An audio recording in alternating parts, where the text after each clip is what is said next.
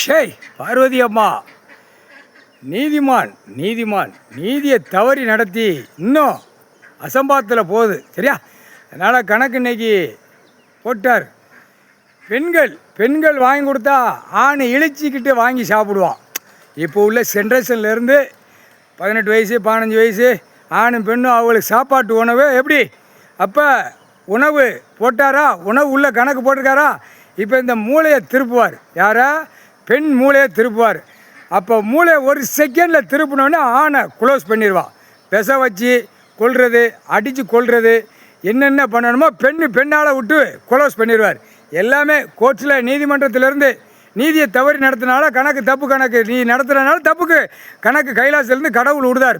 பெண்ணால் கடவுளில் அவர் பவர் எல்லா பவர் வச்சுருப்பார். பவரை விட்டு அடிப்பார். மானிட பேரை பவரால் விட்டு அடிப்பார். அதான் கணக்கு.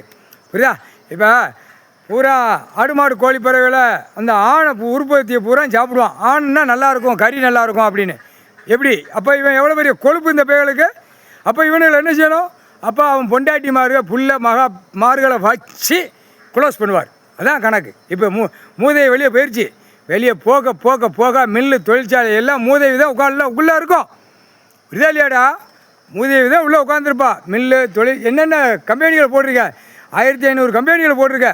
ஒரு கம்பெனி 2 கம்பெனி இல்லை. இப்போ எல்லா கம்பெனியும் முடங்கி போகும், எல்லாம் போட்டு போகும். எல்லாமே தன்னால் திங்கிற இல்லை. மானிட பேருக்கு 3 வேளை திங்க, காலை மதியம் இரவு 3 வேளைக்கு திங்க பூமியை கொடுத்துருக்காரு. பூமியை அழிக்கிறதுக்காடா கொடுத்துருக்காரு. உழைச்சி திங்க தெரியலையா மானிட பேரை? இதுக்கு தான் பெண்ணுக்கு மூதேவி விட்டுட்டார். எல்லா கோயில் குளத்தில் ஆடுறது பெண்கள் மேலே பூரா மூதேவி தான் இருக்கும். கோயில் சாமி கும்பிட்டு ஆடுதா தங்குன்னு அது மூதேவி தான் இருக்கும்.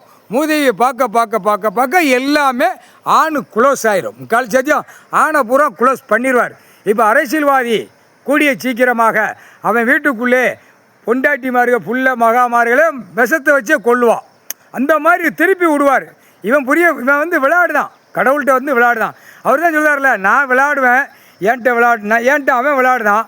அப்போ என்ன கடவுளுங்கிறது அவனுக்கு தெரியணும்ல. அதை கணக்கில் அவர் விளையாடுவார். கடவுளே இல்லைன்னா தமிழ்நாட்டுக்கார முட்டா கடவுள் கிடையாதுன்னால. இப்போ பார், உன் பொண்டாட்டிமார்களே உன்னை அரசியல்வாதியை மூதேவியை வச்சு மூதேவியை உன் பொண்டாட்டிமார்களை வச்சு உன் புள்ளமார்களை வச்சு கொன்றுவா.